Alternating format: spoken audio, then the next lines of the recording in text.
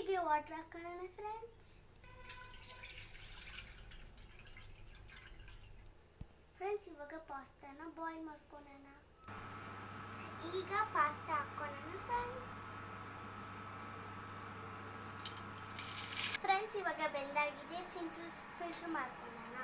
Friends ಅವಾಗೆ current ಹೊರಟು ಅದಕ್ಕೆ ಹಾಕೋಕ್ಕಾಗಿಲ್ಲ.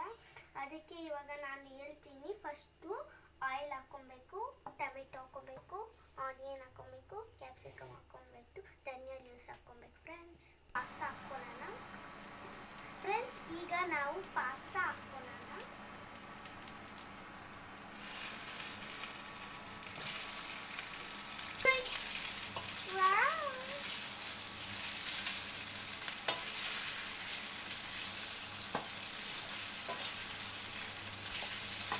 ಚೆನ್ನಾಗಿ ಮಿಕ್ಸ್ ಮಾಡ್ಕೊಳ್ಳೋಣ ಫ್ರೆಂಡ್ಸ್. ಚೆನ್ನಾಗಿ ಬರ್ತೈತೆ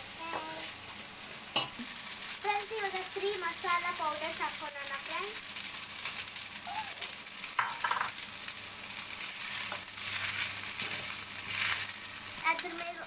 ಅದ್ರ ಮೇಲೆ ಇವಾಗ ಒಂದು ಮೊಟ್ಟೆ ಹಾಕೋಣ ಫ್ರೆಂಡ್ಸ್. ಫ್ಲೇವರ್ಸ್ ತುಂಬ ಚೆನ್ನಾಗಿರುತ್ತೆ.